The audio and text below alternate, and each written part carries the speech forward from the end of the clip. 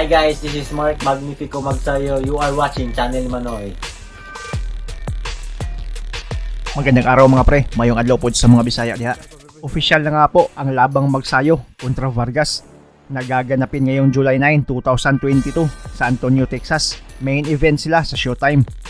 Ito ang kauna-unahang title defense ni Mark Magnifico Magsayo mula nang makuha niya ang WBC World Featherweight title noong January lang kontra kay Gary Russell Jr. via majority decision. Parehong malakas, magaling at pareho ding undefeated ang dalawa. May kasalukuyang record si Mark Magsayo na 24 wins, 0 loss, 16-2 via knockout, habang 35 wins, 0 loss, 22 via knockout naman itong Mexicanong si Ray Vargas. Lamang si Vargas sa tangkad dahil 5'10" ang haba nito, habang 5'6" lang si Magsayo. Mas eksperyensyado din si Vargas base sa kanyang boxing record, pero mas malakas ang kamao nitong ating pambato. Dating WBC Super Bantamweight champion itong si Vargas, pero dahil sa foot injury ay naging inactive ito noong 2020 at kinuha ang hawak ng titulo. Taong 2021 ay nagbalik siya sa ibabaw ng lona at umakyat ito ng timbang. Nakalaban niya si Leonardo Baez noong November 2021 at nanalo siya via unanimous decision. Si Mark Magnifico Magsayo ang pangalawang makakalaban niya sa featherweight division. Magandang bakbakan to mga pre. Kilalang volume puncher, agresibo at may malakas na patama din itong si Vargas. Pero alam naman natin na itong defending champion na si Mark Magnifico Magsayo ay hindi aatras. Alam natin, 2 beses nang nakatikim ng knockdown itong ating pambato. Una ay noong nakalaban niya si The Hitman Chris Avalos,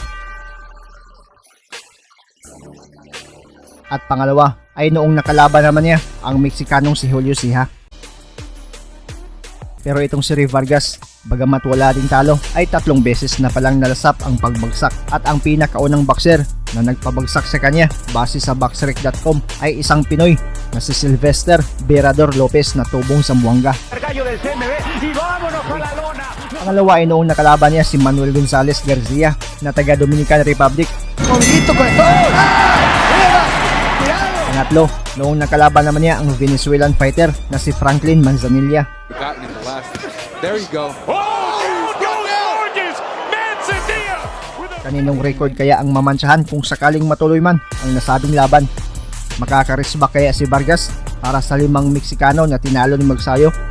O magiging pang-6 lang siya sa listahan at ang kaniyang malinis na kartada ay dito na madudungisan? Sabay nating tignan ang knockout highlights ng kanilang mga laban. Introducing Mark Magnifico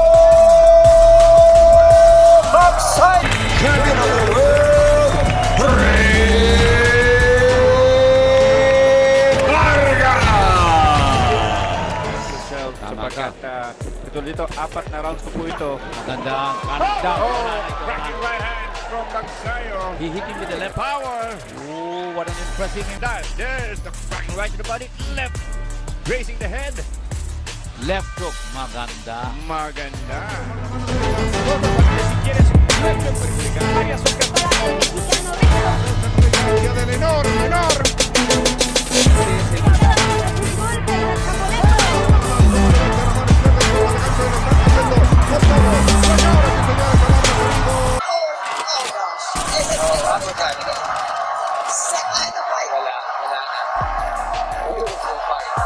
Magnifico Magsayo. Jugador Samuel Saldívar García, campeón mundial, de espaldas a la soga, extraordinario, desde Strauss. Filipo tiene todas las armas. Jugadores de Ray Vargas está en su momento y cuidado porque aquí se puede terminar. Derecha izquierda. 4 punches on the spin now, gets him in the corner and he goes down this time, and that could be all she wrote. I think it might have been a body shot that was a telling blow. KO number 14 for Mark Magsayo, 19-0, and the man from the Philippines.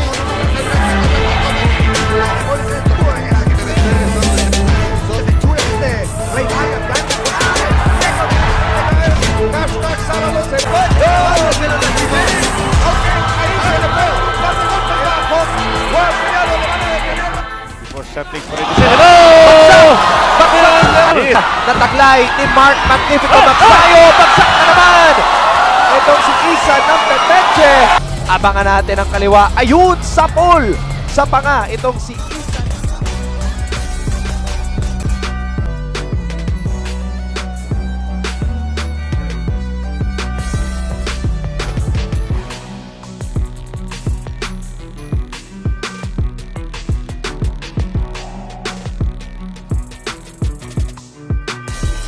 Si Mark Magsayo, undefeated, perfect record so far, 16-0. Oy! Down! Good shot! Tanta potencia que no es ya un jab, es un golpe recto con mucha potencia de parte de Rey Vargas, con muy buena técnica, una gran movilidad y ahí está el derechazo perfecto. Ahí justo reconocimiento a Ricardo López. Muy bien, responde perfecto Florentino López. Doble golpe largo y a la lona de nueva cuenta. Se acabó la pelea. Sabi ko nga eh, mukha-asin na si Sukase. Oh, nalagper pa rin. A little low, konting warning from the referee. Oh, overhand right. A chopping overhand right. He went through the ring. He went through the rope. It's Magsayo looking for the finishing touch. There's a chopping overhand right. oh man. And look at that.